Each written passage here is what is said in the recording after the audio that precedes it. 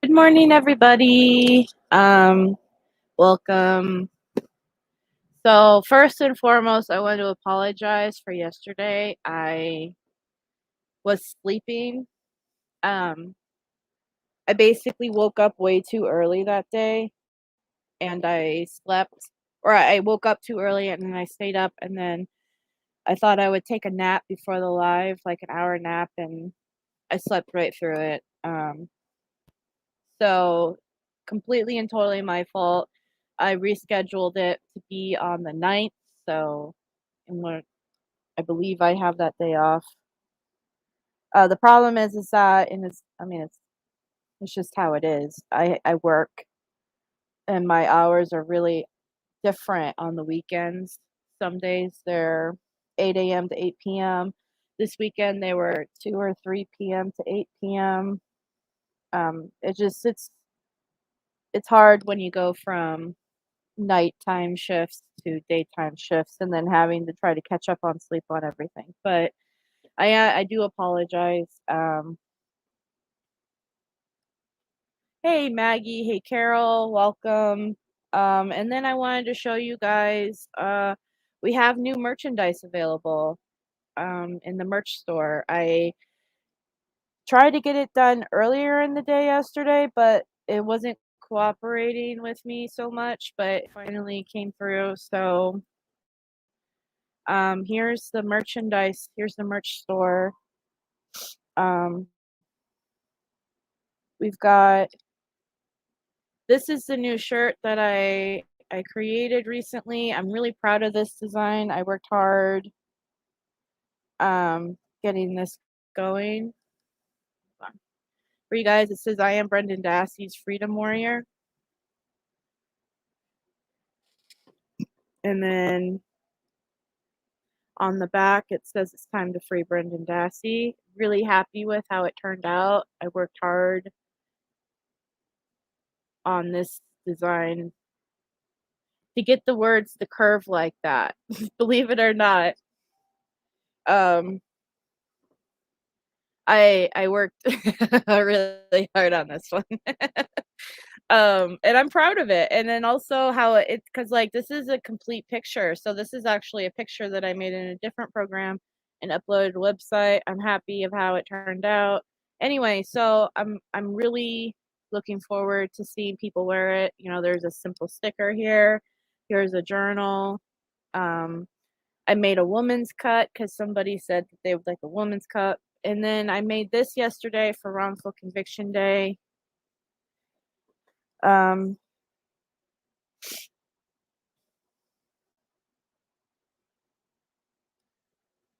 so I need to change it to where it shows this picture first. But this is the picture that I used for wrongful.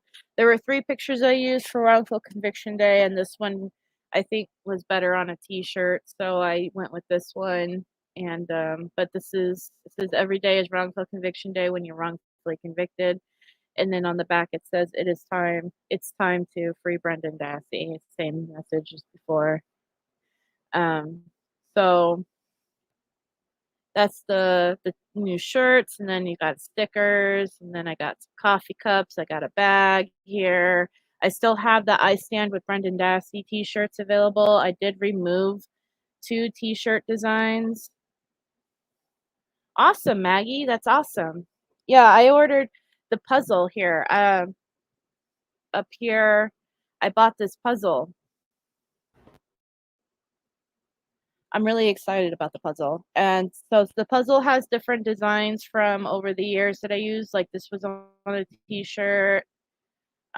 This was on a t-shirt. This one is Linda. I thought that was cool.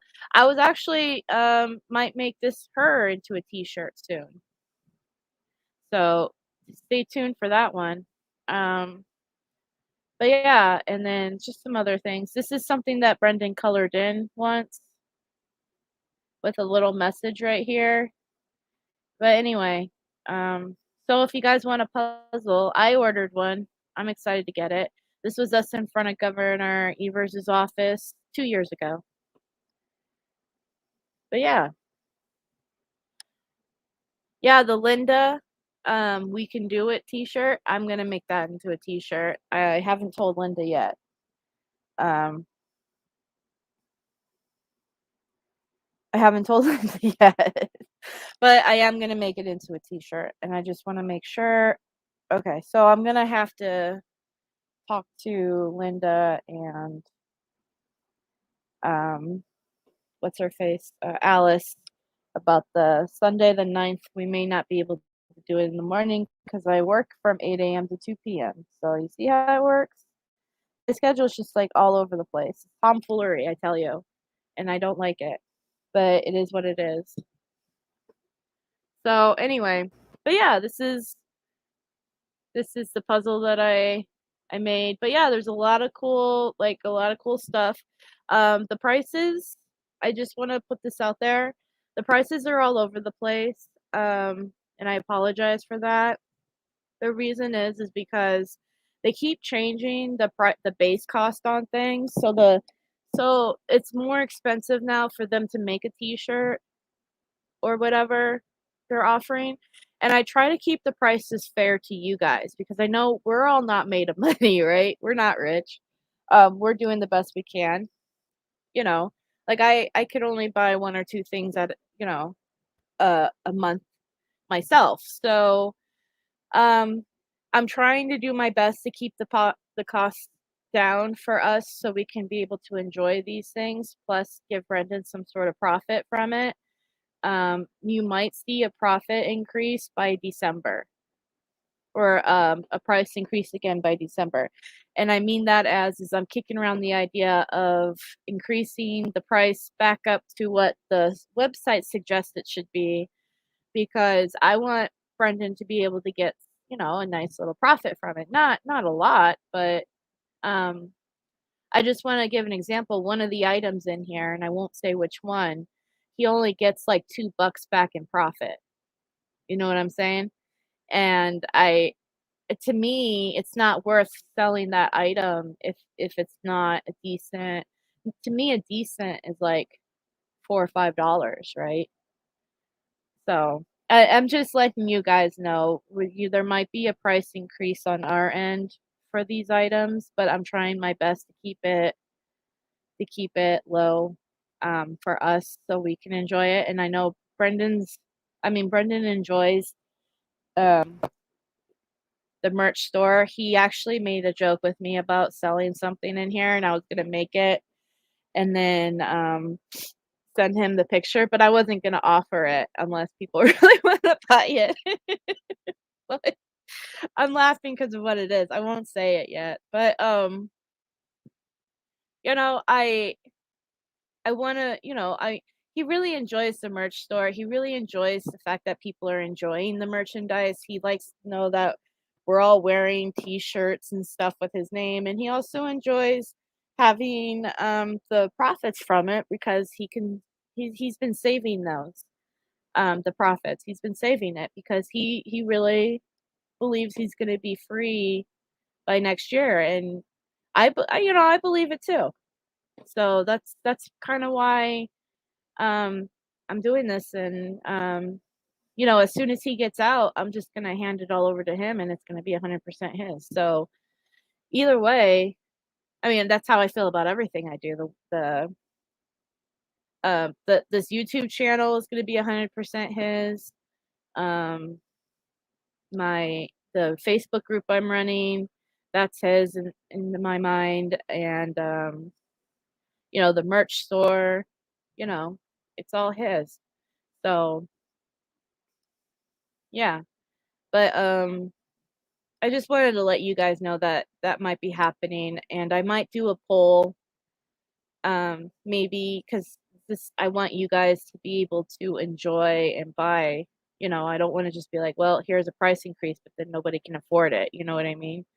So we'll see. I'm just giving you guys a heads up though, because this is like the second time in like under 6 months that the website had, and it's not getting better. It's not the website being greedy. It's just the way the economy is. Unfortunately, we're just where everything's just getting more expensive. So I can't really go to another place because it's just going to be just as bad there. you know, but anyway. So check out the merch store.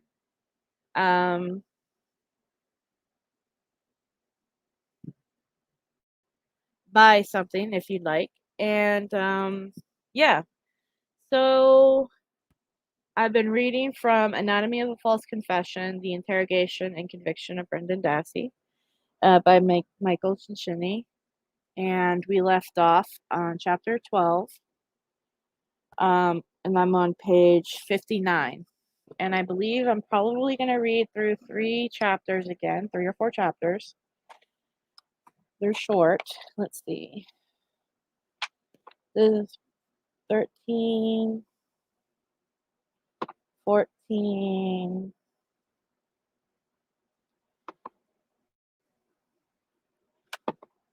15. So I might read through 4 chapters. Maybe we'll go to chapter 15. Because like I said, these aren't really long chapters. They're very short chapters. So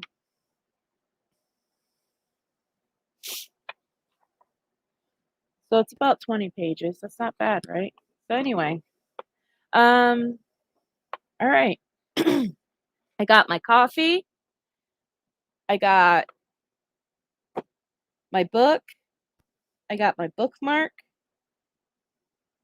All right, let's go. Chapter 12, Promises, Promises on page 59. If the interrogator has used the maximization tactic properly, the suspect will not only be terrified but also feel a sense of helplessness. The suspect will believe he is about to be charged with serious crimes that the government has an airtight case. Neither of these things is true, of course. If the police had an airtight case, they wouldn't be wasting their time talking to the suspect in the interrogation room, but the suspect believes he is doomed. That's interesting, actually. If they didn't believe they had an airtight case, then they wouldn't be talking to you. Huh. I never really thought of it like that.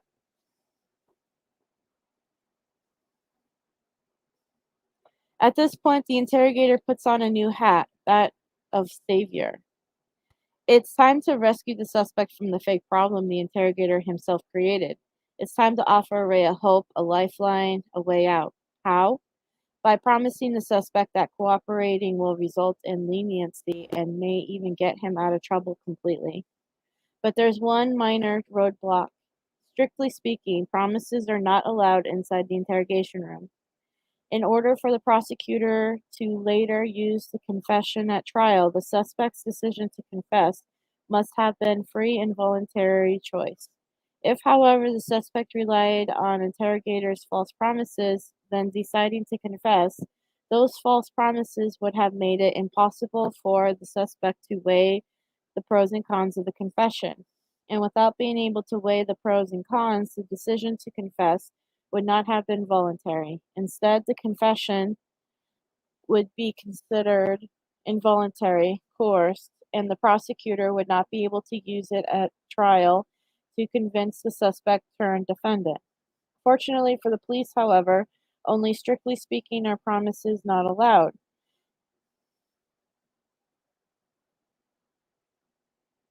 In reality, there are 2 ways the police are trained to get around this rather soft prohibition. The first way is very similar to the police tactics for getting suspects to waive their Miranda rights. Chapter 9 explained how the police first tell suspects, as required by Miranda, that anything you say can be used against you. But as soon as they utter those words, they immediately negate the message by repeatedly tell the suspect that exact opposite, that making a statement won't hurt you, and in fact, talking to them will actually help you. So how does this sleight of hand work in the context of interrogation promises? It's simple. The interrogators first tell the suspect they can't make him any promises, then they start making promises. For example, before beginning one interrogation, Rieger told Dassey, "We can't make any promises, but we will stand behind you no matter what you did." Even assuming the promise to stand behind you no matter what you did is somehow not a promise. It wasn't long before Wiegert and Fassbender unleashed a torrent of unequivocal promises. That's a big word I've never seen before. Unequivocal, equivocal, UNEQUIVOCAL.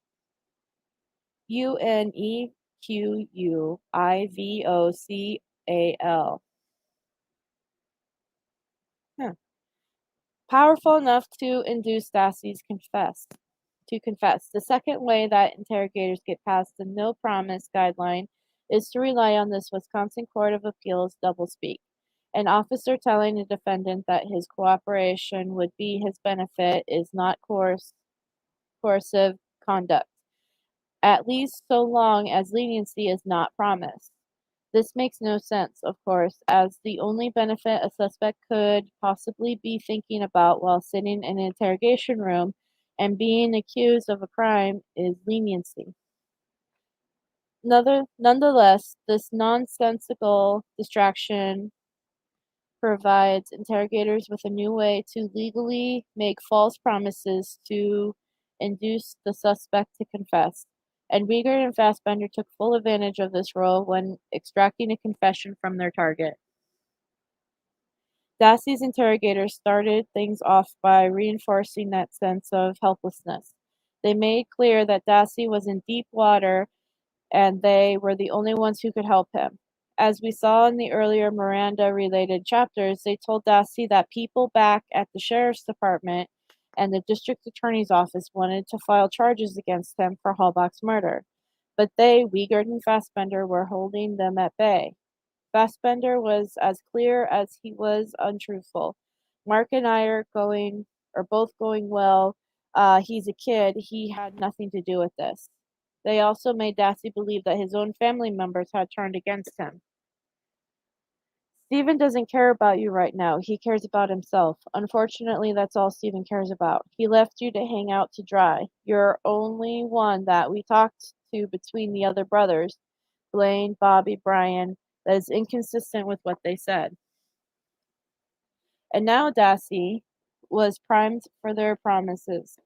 Wiegert and Fassbender wanted to show Dassey what they could do for him. We want to go back and tell people that, Brendan was honest. He's not like Steve, and he's honest. He's a good guy. So they repeatedly used the analog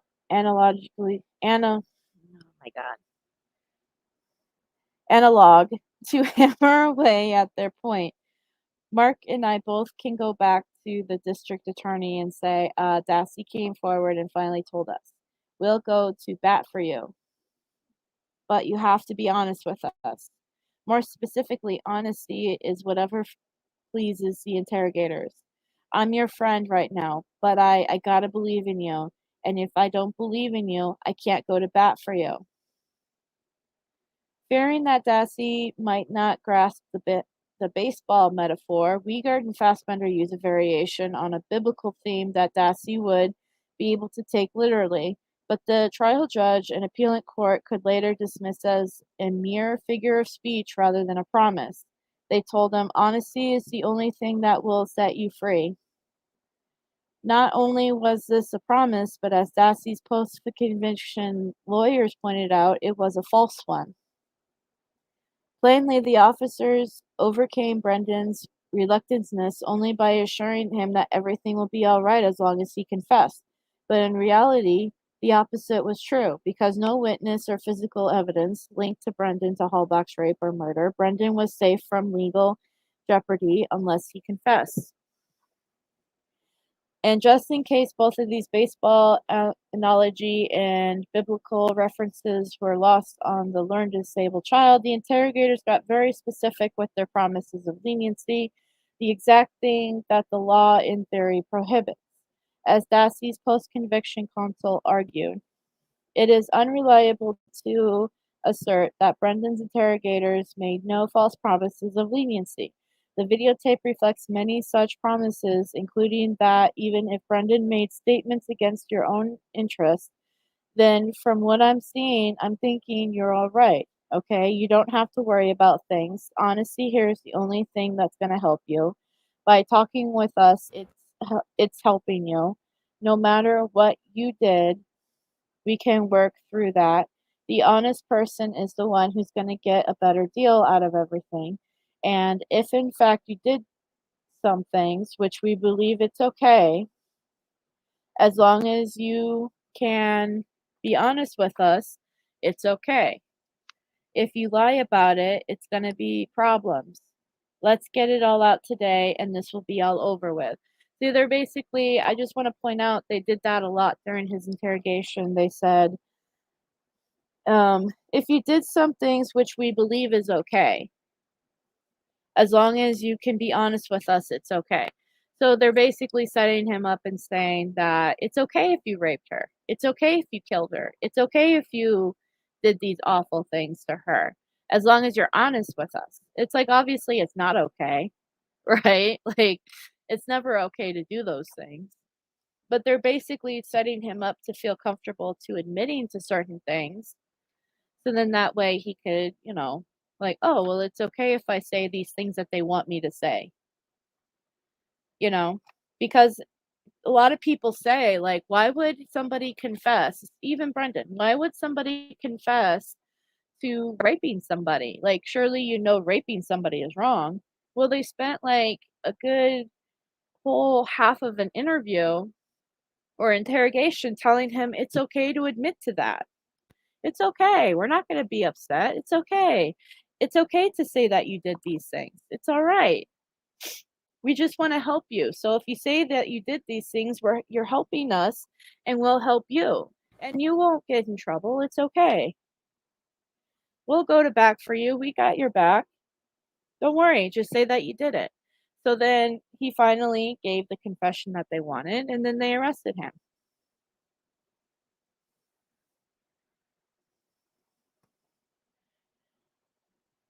In short, it is fictional to believe that such messages of leniency did not affect Brendan's decision to talk, rather than to remain silent. Worse yet, the above messages are only a few hand-picked examples from multiple hours of interrogations.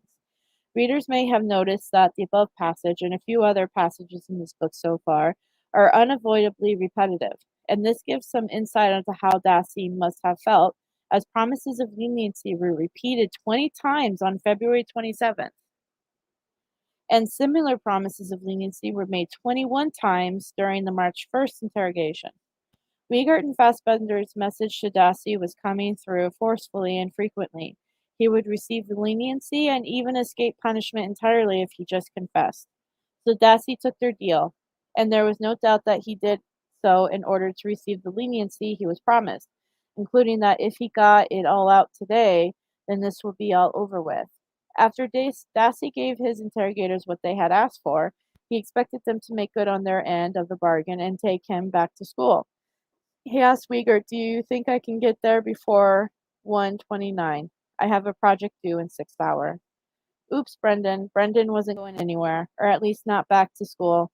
As explained in Chapter 1, he had just confessed to murder along with rape, corpse mutilation for good measure.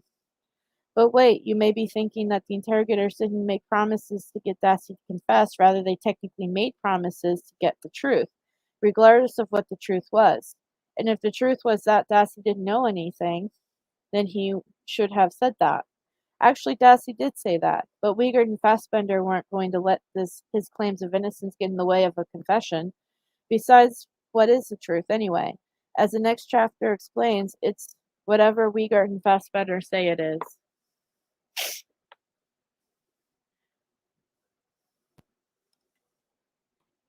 Okay. Chapter 13, Wordplay. Page 63. What does the word truth mean? What does any word mean, really? In police and prosecutor speak, the definition of words are not fixed, rather they are flexible. This way, words can take on whatever meaning that best suits the government at any given point in time.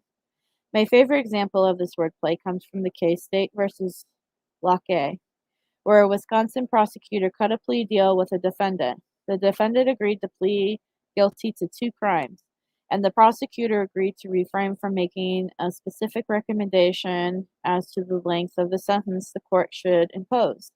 The prosecutor would still be allowed to say all the bad things he wanted about the defendant at the sentencing hearing. The prosecutor was merely obligated not to recommend a specific number of years in prison. So what did the prosecutor do? After getting the defendant to plead guilty, he violated his end of the bargain by specifically recommending the maximum sentence of 50 years. According to the prosecutor, however, this wasn't a specific recommendation. Actually, the prosecutor argued it wasn't a recommendation at all. We all know that the word recommendation means, but the prosecutor simply changed its meaning to suit the government's needs. When he told the judge he should dole out 50-year sentence, that was not a recommendation. It was a non-recommendation. More specifically, the prosecutor had the gall to say in open court, so the recommendation here is a non-recommendation as far as that I can say that Mr. Locke, Mr. Locke, up for 50. Sorry, the words here are like mumbled. So, as what I can say to lock Mr. Locke up for 50 years, which is 30 years of initial confinement and 50 years of extended supervision. To begin, the prosecutor was so excited by his play on words, lock and Locke, that he had lost the ability to perform basic arithmetic. The appellate court observed that to arrive at 50-year sentence, that includes 30 years of initial confinement. The most reasonable interpretation of the prosecutor's statement is that it was a recommendation for only 20-year term of extended supervision. But second, and more important, the prosecutor renegated on his agreement not to make a specific sentence recommendation and then tried to hoodwink the court by changing the meaning of the word recommendation.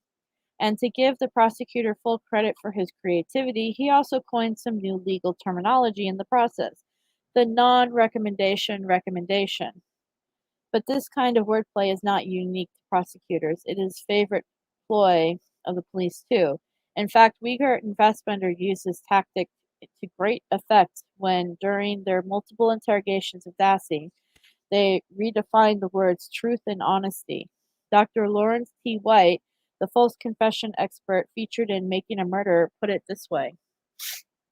The two detectives developed this theme of honesty, and they repeatedly, dozens of times in that March 1st, 2006 interrogation, they say to Brendan, now be honest, you know how important it is to be honest. But when you watch the videotape, it's clear that when they say to Brendan to be honest, their sort of meaning is don't tell us that, tell us something else, something that fits their theory of that crime. But given that most people, including Dassey, know what the words truth and honesty mean, it takes a lot of work for Wiegert and Fassbender to change the meaning of those words in Dassey's mind. To begin, they use the words in great sense, getting Dassey buy-in that truth and honesty are good things. For example, the one point they tell Dassey, well, go to bat for you, but you have to be honest with us. I promise I will not let you hang out there, but you've got to have the truth. As another example, they warned him, as long as you can, as long as you be honest with us, it's okay. If you lie about it, it's going to be a problem, okay? Does that sound familiar? Or does that sound fair? Next is time to change the meanings of the two words. Whether Dassey gives an answer the interrogators don't like, they simply let him know that he is not being honest and that his answer is not the truth. After Dassey has been held captive for many hours, over 2 days, and hears their rebunks dozens of times, the words eventually lose their real meaning and instead become synonymous with whatever makes his interrogators happy. For example, when Wiegert and Fassbender asked Dassey that he saw in Avery's bonfire the night of Hallback's disappearance, he said some garbage bags on there. Obviously, the interrogators wanted Dassey to have seen Hallback's remains. They rejected the answer, you have to tell the truth. Eventually, after lengthy prodding to be honest, Dassey came around to his interrogator's version of the truth. now claiming to have seen Halbach's clothes and even her remains in the fire. Another example, when the interrogators were working on their timeline, they asked Dassey if the fire was already started when he got to Avery's home on Halloween. He replied no, it wasn't. This, however, did not fit the version of events that interrogators had constructed. Fassbender stated, "We're not going to go any further in this because we need to get the truth out now. We know the fire was going. Let's talk it through honestly now." Wiegert added, "Come on, Brendan, be honest. I told you before that's the only thing that's going to help you here. We already know what happened."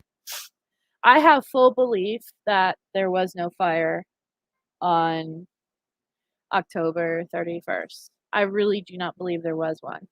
I believe Brendan's original, um, when he was in the back of the police car and he said that it was like on November or something. Or was it a few days before or a few days after October 31st? But I don't think it was on October 31st. I think that that's the state's narrative. That's how I personally feel about it. But because there were a few people who said that there wasn't a fire on October 31st. So if you go back to Brendan's very first interrogation in the back of the police car, he gives the date. And I think that's the date that the bonfire really was. I just don't remember it offhand. Anyway. Wiegert and Fassbender also wanted to rope Dassey into Halbach's actual murder. Rather than just the burning of her corpse, they needed to place Dassey inside Avery's trailer. Fassbender urged, "Okay, let's to this point now, I think we're pretty close to the truth." But when Dassey said he didn't go inside the trailer, Wiegert responded, "Come on now, be honest, you went inside, didn't you?" This was a recurring theme throughout all of Dassey's interrogations as far back as November 6, 2005, when the two marionette detectives got Dassey in the back of the squad car. Government agents have been putting up the same tired facade that they were there to help Dassey and that they only wanted the truth, unless, of course, the truth didn't match their version of events. For example, when Dassey told the marionette detectives that he got off the school bus and saw Halbach leaving Avery's property in her vehicle, the detectives rejected that account because it didn't fit with their theory that Avery had her, or her corpse, somewhere on his property. Their exchange with Dassey went as follows. Detective Baldwin: "Brendan, I know you're scared. Okay, I understand that, all right? I want to try to help you, okay?" Dassey: "Yeah, what, take Stephen away from me?" Baldwin: "No." Dassey: "Like 18 years again?" Baldwin: "Bottom line is, we don't want that to happen. And nobody's saying that Stephen did this, okay? Nobody's saying that. But to get beyond Stephen, we have to know the truth, okay? So why don't you tell me what happened to her? I know you're still not telling me the truth, because I know you look all choked up to me. You look like you want to tell me something else, like the truth." Ironically, all of Dassey's interrogators, O'Neill, Baldwin, Wiegert, and Fassbender, repeatedly claimed to want honesty and truth, yet many of their own claims were flat-out lies. They repeatedly lied about their motives, what they knew, what other people had said, whom they were targeting, and whom they were trying to help. And the unsettling part is that they all seem to lie so effortlessly. The audio and video revealed no apparent inner struggle in a moral sense, and certainly no practical difficulties when formulating their falsehoods. For example, when the scared 16-year-old tells Baldwin that he's worried about his uncle being taken away from him, Baldwin is cool as November in Wisconsin. When he insures the child, I think it's she. Isn't Baldwin a female? Oh well. I could be wrong. Baldwin is as cool as November in Wisconsin when he assures the child that no one is targeting his uncle as the perpetrator. Similarity, as Wiegert and Fassbender are leading the boy down the path towards life imprisonment, they clearly tell him that they are on his side and they even protecting him from other government agents. Given this, it is not unreasonable to wonder whether these detectives can really switch back and forth from lie-telling mode to truth-telling mode, or whether the truth has become so blurred for them. In other words, they seem to lie to Dassey so easily and so often that perhaps they actually believe what they are selling him. If that is the case, then the truth really is whatever interrogators want it to be. I believe that wholeheartedly. I believe that the truth is so muddled.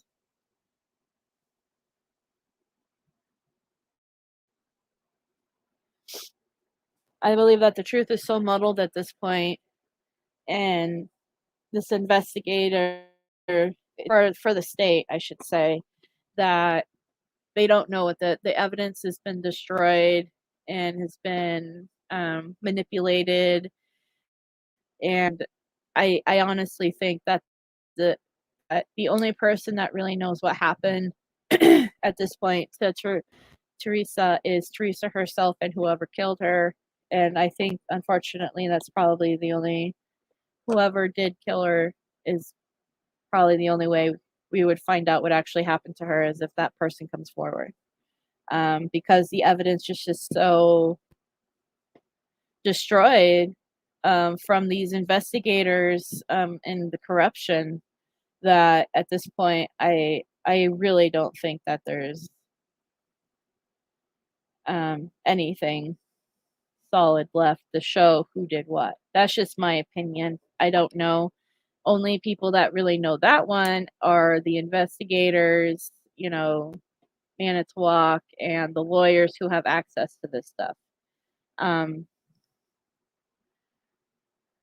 just hope that soon something gives, and not only that Brendan and Stephen get released, but that something happens for Teresa and her family, because she is the ultimate victim in this. And if when Brendan and Stephen get out, I'm going to be really happy, but I'm also going to be sad for the family, because that's really going to show the family like the real killer's out there, and you've had these two innocent men in prison, and your daughter's murder still needs to be solved. Like, it'll be a very happy day, but there's going to be a little bit of sadness, I think, because of the family. Like, I feel for them a lot, no matter how people want to look at them or whatever. I do, because at the end of the day, Teresa's mom and stepdad and brothers and sisters, they lost a family member. So, Chapter 14. It's better to give than to receive. Page 67. Uyghur and Fassbender had convinced themselves that they knew exactly what happened on Halloween in 2005. Their next step was to convince Dassey. If Dassey wasn't convinced, he may not be willing to agree to the version of events they were foisting upon him.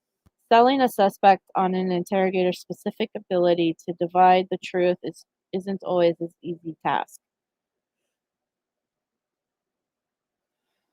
One of my former clients, when confronted by an interrogator who claimed to already know what happened, logically responded, "Great. If you already know, then you don't need to question me." That sounds like something I would say. If you already know about it, then tell me what it is, because I don't know what happened. That sounds like I would say that, I think. Much of the detective's charging with that particular interrogation ended before it could even get off the ground. But but fortunately for Wiegert and Fassbender, they were dealing with a much easier target, a learning disabled child who had no experience with the police and had no idea that lying is a detective's stock in trade. So at nearly every time they probed Dassey for the truth, or to be honest, they also told him that they already knew the answer they wanted. For example, in an interrogation at the Manitowoc Police Department, the interrogators rejected Brendan's attempts to deny involvement and told him 24 times that they already knew what he had done. The message was unmistakably, especially for a mentally limited 16-year-old. Brendan was clearly led to believe that he would not be punished for telling them the incriminating details they professed to already know. From a logical standpoint, however, there was a sticking point. Dassey didn't have access to the facts that his interrogators professed to already know. Therefore, Wiegert and Fassbender had to provide the details that would eventually make up the confession.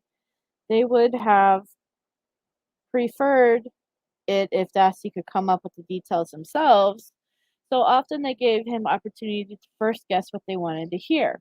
Eventually, though, they had to fill in the blanks for him and then get his agreement to the facts they just fed him.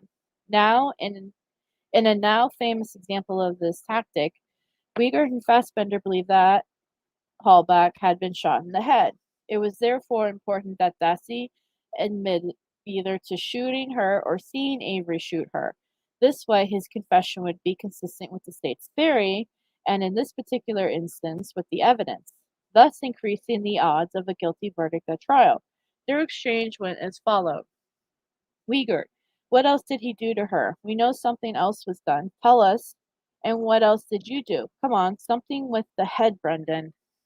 Fassbender, we have the evidence, Brendan. We just need you to be honest with us. Brendan, that he cut off her hair. Fassbender, what else was done to her head? Brendan, that he punched her. Wiegert, what else? What else?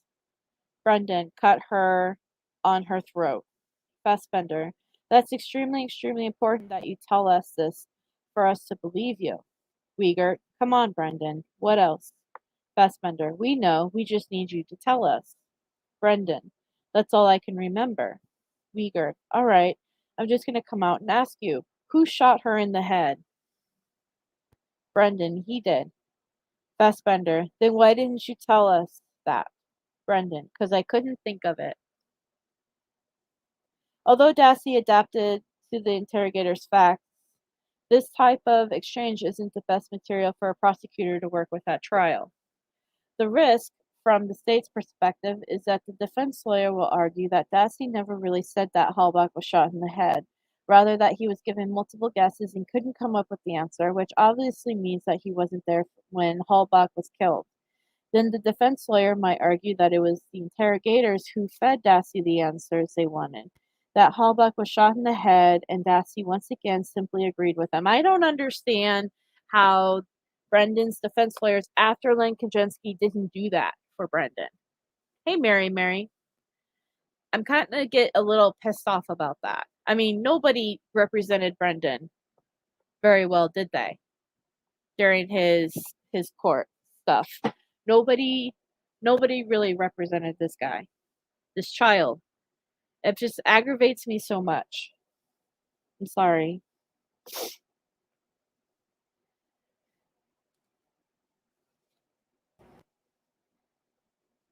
Where did I leave off? I got so angry. I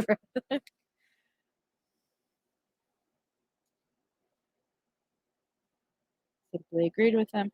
The interrogators knew this was a risk, so they tried to at least make it look like they weren't giving Dassey the answers they wanted to hear.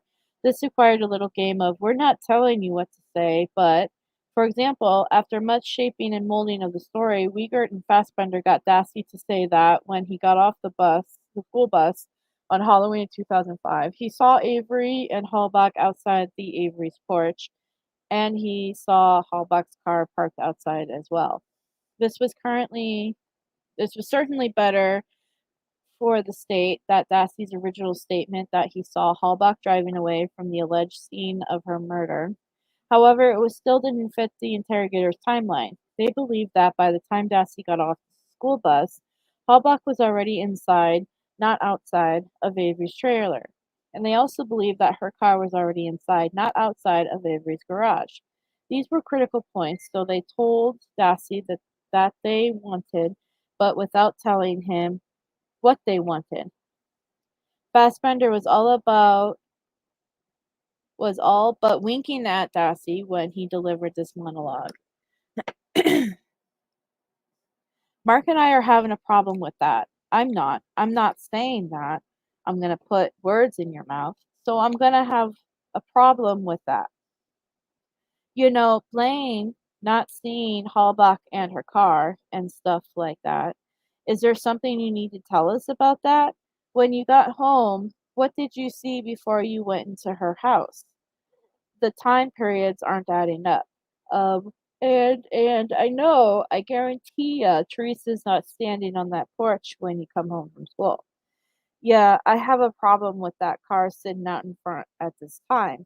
Something is not adding up here, and you need to tell us the truth. I can't tell you these things. I can tell you we don't believe you. Brendan gets the message loud and clear that Fassbender is not telling him to say. Not is in parentheses. Fassbender just guaranteed that Hallback and her Jeep were not outside when Dassey arrived, so Dassey changes his story as requested. Brendan, I get off the bus, I walk down the road, and when I got to that thing, I can see her Jeep in the garage just sitting there, and I didn't see Steven and her on the porch. Uyghur, you did or you didn't? Brendan, I didn't. Fassbender, did not? Okay. Fassbender essentially, if not literally, said this. Brendan, I can't tell you to say that they were inside the trailer, but I can't call you a liar for saying that they were outside the trailer. Similarity, you are still with me, Brendan. I can't tell you to say that the car was inside the garage, but I can call you a liar for saying it was parked outside the garage. Now tell us the truth.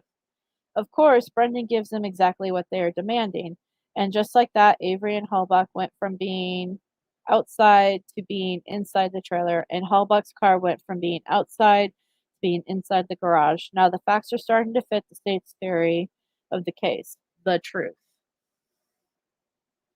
This fact-feeding was par for the course. All of Dassey's interrogations consisted of the detectives giving rather than receiving information.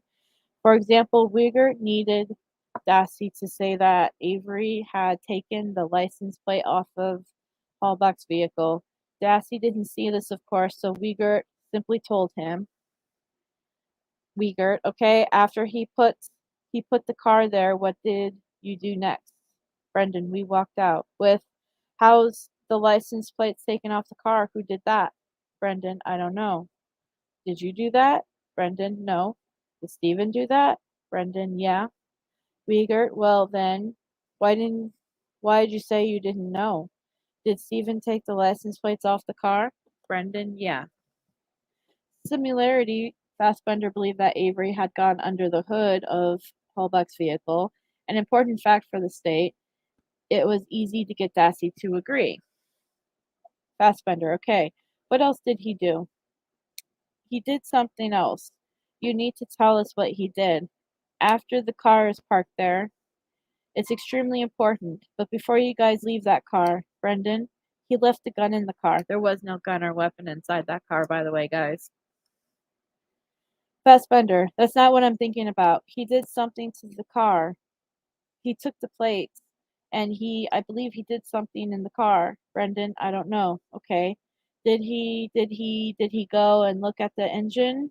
Did he raise the hood at all or anything like that to do something to that car? Brendan, yeah. And interrogators were using this tactic from the get-go. Traveling back in time to the Mishicot High School interrogation, did Dassey really say that he saw body parts in the fire? Sort of, but only after repeatedly denying it, and then being fed the following details by Fassbender. Tell us what you saw. You saw some body parts. You're shaking your head. Tell us what you saw. You all right? You all right? Well, what other body parts did you see? Did you see any part of an arm? The leg? I know. It's all right. Did you see a part of her head? Skull? And this portion of the interrogation actually demonstrates a larger point. It's obvious from Fassbender's comments, you all right? You all right? That Dassey was getting overwhelmed by this gruesome line of questioning. For this and other reasons, interrogators shouldn't go too fast with the suspect. As the next chapter explains, instead of trying to go from 0 to full confession in 5 seconds flat, the better interrogation tactic is to move slowly but steadily towards the confession, one baby step at a time. All right. Last chapter for us today.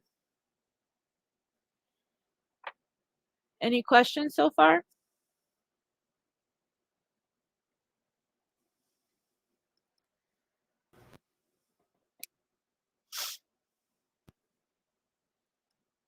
Yeah, it is disgusting how they treated him, Mary.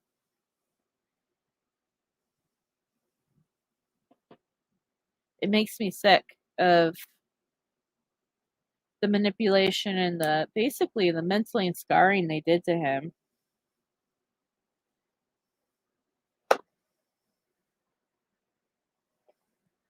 And then just to like turn their backs on him.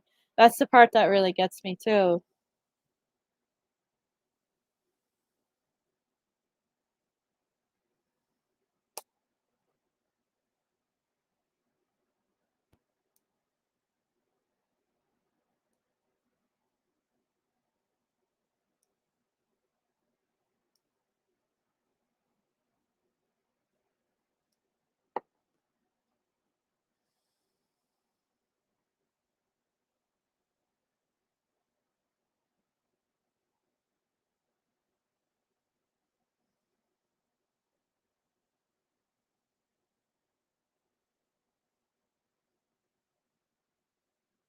All right, no questions, so I'm going to continue. Last chapter, folks. Chapter 15. Well, not of this book, but of today. Chapter 15, Baby Steps, page 73. A good interrogator doesn't come barreling out of the gates by asking the suspect, "Did you do the crime?" That's too much too soon. One of the dangers of such direct approach is that the suspect could get scared sooner than the interrogator wants him to, and might refuse to cooperate. When O'Neill, Baldwin, Wiegert, and Fassbender made the mistake of being too aggressive too soon with Dassey, they got bailed out because they were working in pairs against the overmatched child who never mustered the courage to tell them to pound sand. The interrogator's sloppiness didn't hurt them. However, it is also true that when Dassey's interrogators asked too much too soon, they didn't get anywhere. Instead, their success came when they took baby steps, slowly and gradually, but steadily, leading Dassey to prison. To stick with the baseball theme that Wiegert and Fassbender loved to use, they had repeatedly promised to go to bat for Dassey. The interrogators enjoyed much more success when they went for single and occasionally double base hit instead of swinging for the fences. Wiegert was par- partially correct when he testified at trial.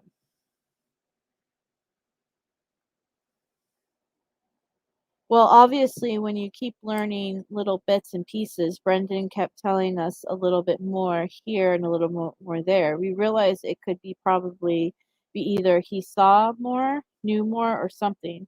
We need to make agreements to go back to talk to him again. That was obvious. Wiegert was accurate to say that the story developed a little bit at a time. However, it wasn't Brendan who was giving the information to his interrogators. Rather, the previous chapter demonstrated it was the interrogators who were giving the information. A little more here, a little more there to Brendan. As Dassey's lawyers argued, his statements were the result of repeatedly leading and suggestive questioning, the type of questioning that causes children and many adults to falsely confess. Further, Dassey's lawyers argued the state is flagrantly wrong to characterize the interrogation as a litany of open-end questions. Rather, the interrogation consisted of dozens of leading questions, each advancing the story another step. It was this incrementally incremental approach of leading Dassey down the primrose path, combined with the interrogator's scare tactics, pressuring promises and wordplay with truth and honesty that eventually formed Dassey's confession. And it all started with baby steps number one. The int hold on.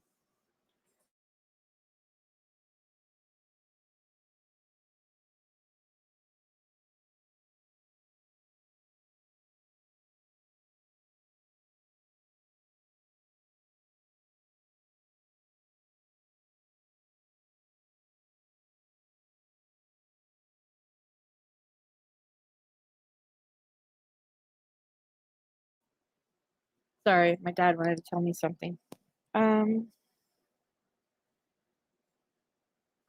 Where was I?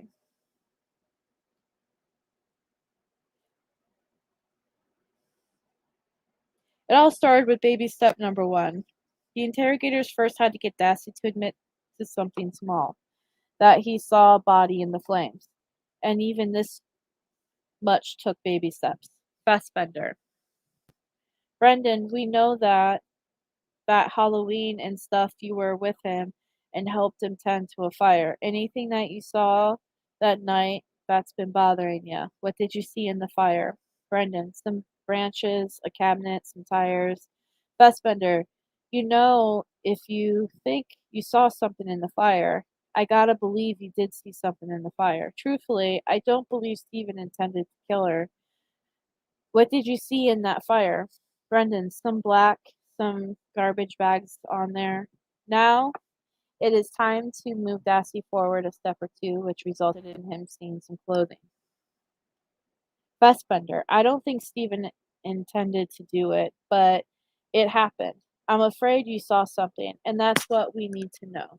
We get that off your chest, and you can move forward.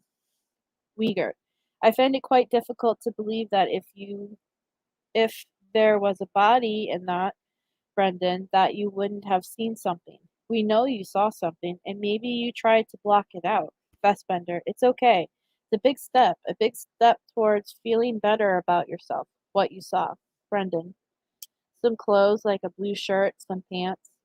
When Stacy said he saw clothing, it was a small step to get him to say there was blood on that clothing. Uyghur, was there blood on the clothes? Be honest, Brendan. We know. We already know. You know. Help us out. Was there any blood on the clothes? Brendan, a little bit. And once there's blood, there must have been body parts, right?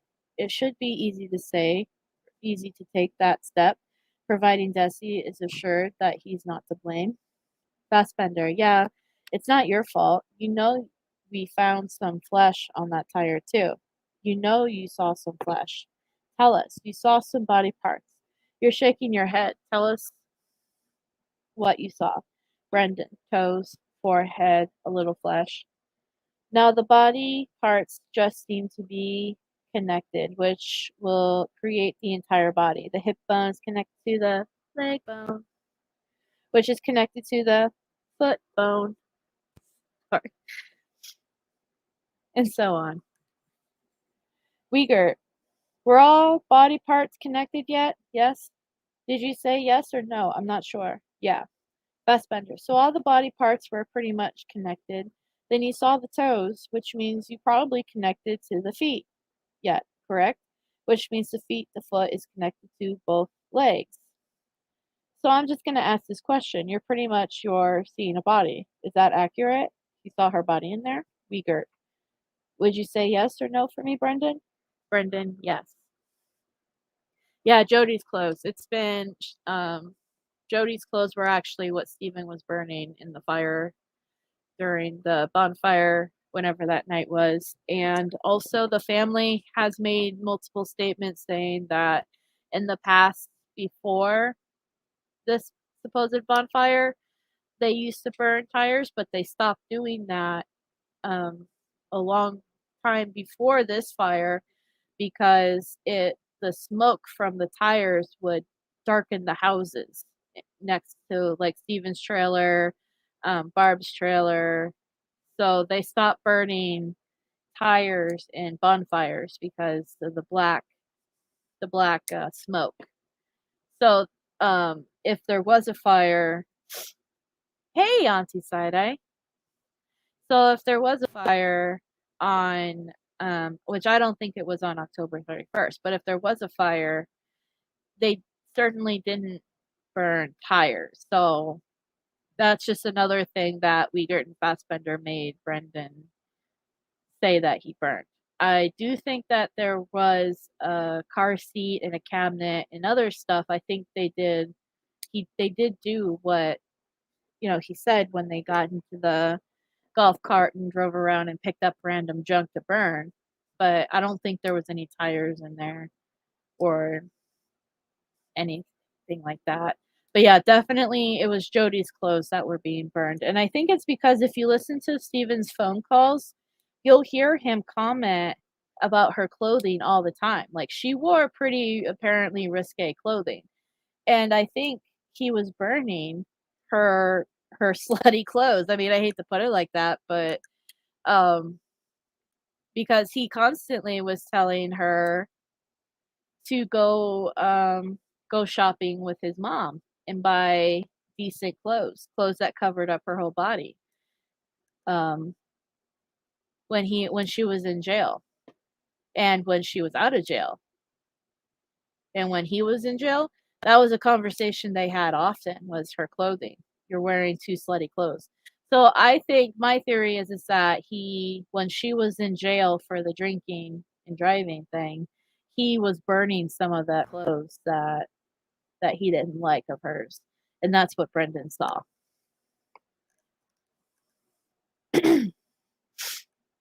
All right, where was I? And just like that, Wiegert and Fassbender got Dassey strolling down the path to a full confession. But while seeing a body in the fire is a good start, it is not evidence of murder or even rape. Yet it was too big of a leap to jump from Dassey merely seeing the body to actually committing the crime. Therefore, the next baby step was to get Dassey to admit that he helped Avery put the body in the fire. They collected 7 pairs of TH panties and just asked Brendan what colors are in. Yeah, they did that too. And like, how weird of a question. So like, women have multiple different color underwear.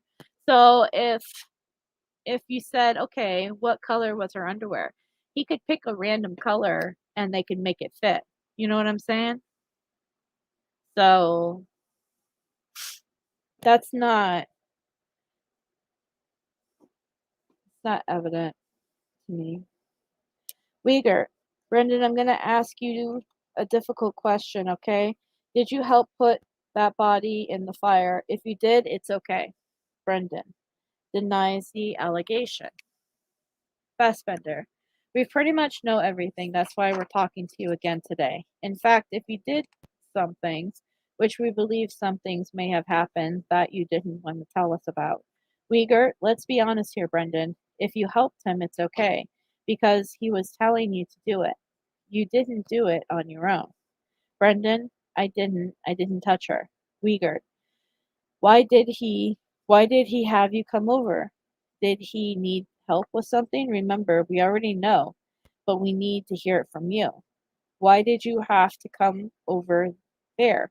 He needed help, didn't he? What did he need help with? Go ahead and tell us. Brendan, probably to get rid of the body. Yeah. Uyghur, yeah. After laboriously feeding and then extracting the details of how the body was disposed of, Uyghur and Fassbender continued to work backward in time. Dassey had admitted to seeing the body in the fire and then helping Avery put it in there. So the next step was to talk about how Hallbach was killed. In theory, this was a relatively easy baby step to take. It only required Dassey to admit that Avery told him things, and not that Dassey did anything. But the interrogators believed there was rape involved too, thus making the extraction a bit more difficult. Fassbender, did he try to have sex with her or anything, and she said no? Uyghur, did he ever tell you that? It's very important, because we had heard that he may have told you that. No? Yes or no? Brendan, no. Uyghur, did he say anything about sexually assault with her or having sex with her? Brendan, no. Uyghur, did he say anything about wanting to? Brendan, no. Uyghur, what else did he do to her? We already know, be honest. What else did he do to her? Brendan, rape her. Uyghur, did he tell you that? Fassbender, tell us about that. And where did he do it? Uyghur, what did he say? Did he, in his words, what did he tell you? You can swear, you can use any of his language you want. Tell us exactly what he told you he did to her. Brendan, raped her. Fassbender, what did he say? Did he use those words? Uyghur, Are you sure? Because it's not usually the words he used. Are you if you're sure, that's okay. Brendan, yeah. The next baby step is to put Dassey in the scene of the rape and murder as a witness. If he agrees to be present for the crimes, then he's only one step away from admitting his direct involvement in the crimes. Uyghur, Brendan, were you there when this rape and murder happened? Brendan, no. Okay, let's to this point now. I think we're pretty close to the truth. Okay, then give us a little part that we don't have yet up to that point. I think you know, I think you went over to his house and then he asked you to get his mail. Something in there is missing. Brendan, well, when I got to the mail, it's like an envelope in there with his name on it. I knocked on the door and he answered it. I gave it to him and I left. Come on now, you just heard screaming over there. Fassbender, you're making this hard on us and yourself. Uyghur, be honest, you went inside, didn't you? Fassbender, yeah. Uyghur, you went in the trailer. And then Brendan says, mm-hmm. Fassbender, you're nodding. Uyghur, okay. Did you go back there into Avery's bedroom and look? Could you see her? Brendan, yeah. From there, he was just a baby step or two away from a full-blown confession. They next got Dassey to say that Avery asked him to join in the sexual assault. Uyghur began, what happened next? Remember, we already know, but we need to hear it from you, okay? It's okay. Fassbender then jumps in the mix. Did he ask you? Then Uyghur says, he does, doesn't he? Fassbender reminds Dassey, we know. Uyghur continued the badgering. He asked you, didn't he? Come on, be honest. You went back in that room. You know, we know you were back there. Let's get it all out today, and this will be all over with. After Dassey to admit to participating in a sexual assault, the interrogators then got him to admit to participating in the actual murder. Uyghur prodded, you helped to tie her up, though, didn't you? Brendan, because he couldn't tie her up alone. There's no way. Did you help him tie her up? Go ahead, bud. They then went to the extract details about how she was tied up and stabbed, although the details never remained the same from one sentence to the next. The finishing touch, of course, is to get Dassey to admit that they shot Halbach. If Uyghur and Fassbender could accomplish this, it might turn the nonsensical story into a believable confession. At this point, the fourth interrogation in less than 48 hours, Dassey would likely have admitted to helping Avery with the Kennedy assassination, if that's the interrogators wanted. So to make it appear as though the information was coming from Dassey rather than being fed to Dassey, they asked him to open-end question. As discussed in chapter 14, they asked, what was done to her head? However, after Dassey's 3 incorrect guesses, Uyghur's frustration produced the most famous question of the interrogation. All right, I'm just going to come out and ask you, who shot her in the head? At this point, Mark, does it really matter? And that's the end of chapter 15. I just want to say I got a little nauseous when I read, did you help tie her up? Did you help tie her up? Go ahead, bud. Because that's a nickname that I say to my client a lot, bud. And now I feel kind of like, oh my God, they called him that. Hold on, 78.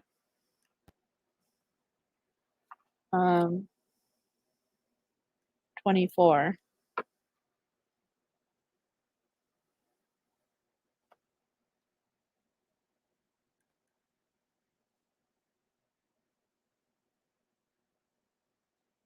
I'm gonna have to look that up, but yeah. I was like, oh my God, you're not allowed to use that nickname. Anyway, so that's the end of today's reading. 100% back and they collected everything. Damn. Yeah. So does anybody have any questions so far of what I've been reading?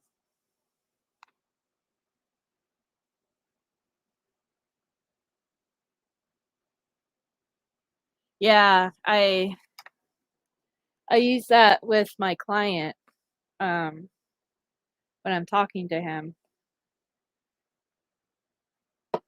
My client's very childlike too. He's got the mental capacity of like an 8-year-old. So that's why I have those little nicknames for him and he enjoys them, but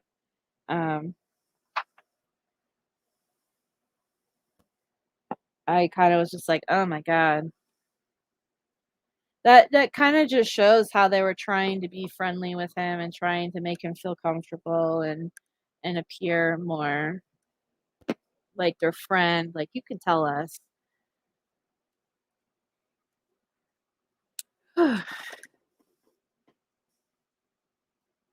Oh, yeah.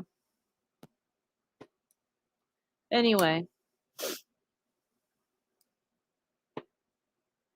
so if nobody has any questions, I'll probably end this. But like I said in the beginning of the live, go check out the merch store.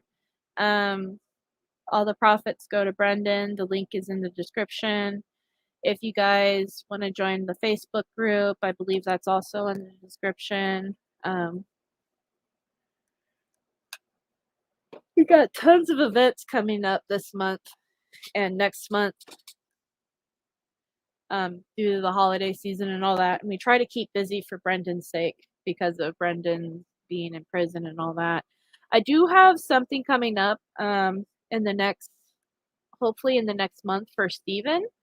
I'm excited about that. I'm going to be helping somebody out do for Steven. The same thing that we do with Brendan, the postcard thing. So keep an eye out for that. And but yeah, and like I said, if anybody wants a postcard, they're 100% free.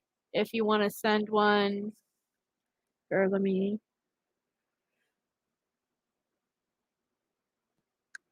Excuse me. It's almost my bedtime again because I gotta work tonight. But yeah, if you guys want a postcard, they're 100% free. If you're in the UK, please email UK postcards for Brendan at gmail.com. If you're in America or any place else in the world, it's Brendan Talks 89 at gmail.com, and we'll mail you your free postcards. And somebody asked me today, who do we mail when we get the postcards, who we send them to? And my best answer is whoever you want. If you want to send them to Governor Evers, send them to Governor Evers.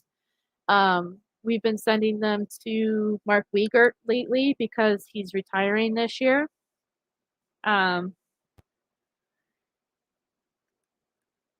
If you want to send them to a representative, the senators, I've got those addresses too. If you want to send them to the Attorney General in Wisconsin, it's wherever you feel led to send them. And even if you get some postcards and let's say you want to just send them to your friends and family, I'm okay with that too, because it still gets the postcards out there with free Brendan Dassey's name on it. You know what I mean? So yeah. Thank you, Mary. Thank you, Maggie. Thank you, Auntie Side-Eye, for being here. Lay